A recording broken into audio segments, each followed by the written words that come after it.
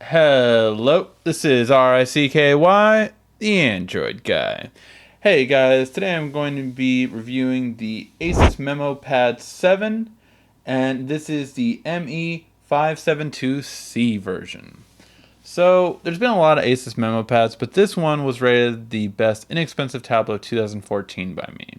And in a full in-depth review, which I did, we really wanted to find out if that should stay true.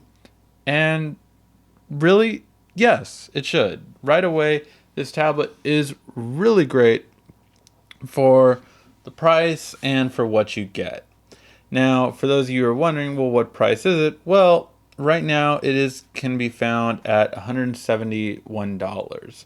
So overall for the price, it's good. Now it is clearance, so there might be a new one coming out, but I still recommend this for any person that's wanting to shop for a under $200 tablet or even around the $200 price point. This is pretty much better than anything else. It is a 1080p screen, and it does have a quad-core processor 1.2, and overall 5 megapixel camera rear, 2 megapixel camera front, expandable storage, and 16 gigs of storage built in. Is really good, especially again at this price point. Overall, this doesn't feel inexpensive, and it doesn't get any kind of scratches, which is nice. Fingerprints are a little bit at times, but really it just, the fact that this doesn't feel like a cheap tablet, I think goes a long way. Now, the interface itself is something that I don't personally care for, but it is a preference. I don't like this kind of effect when going through your apps.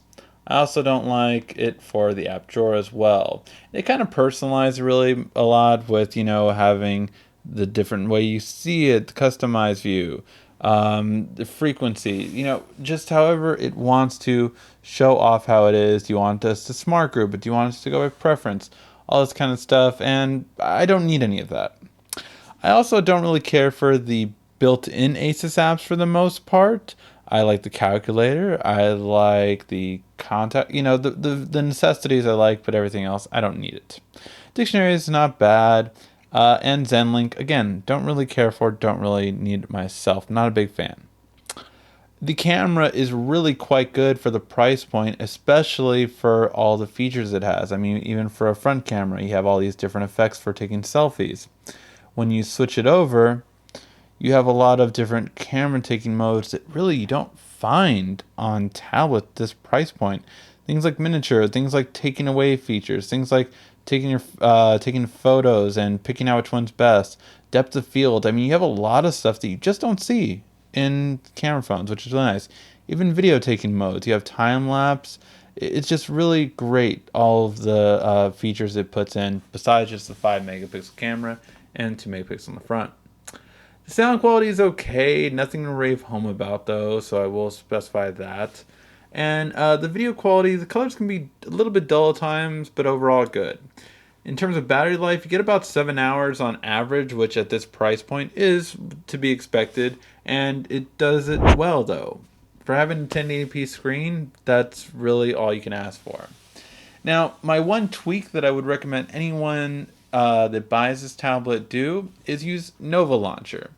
Instead of this kind of wonky kind of look to it, I rather have Nova Launcher, which will make your screens much faster and make your app drawer much faster.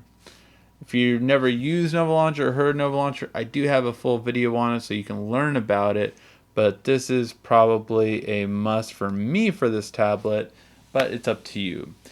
If you want to get an under $200 tablet, yes, I still recommend the Asus for not only everything else, but even just for things like the quick toggles at the top are a nice touch that I like on it. You can change your user, you can do smart saving, you can clear your RAM, which is a really nice feature built in. These kind of nice little touches are what make it stand out. And overall, with the camera quality, the screen quality, the overall speed of it, the expandable memory, and the useful touches that you can put onto it, I think it's well worth it, especially for already having KitKat 4.4. You can't go wrong with this tablet, and I definitely recommend it for the best under $200 tablet you can find.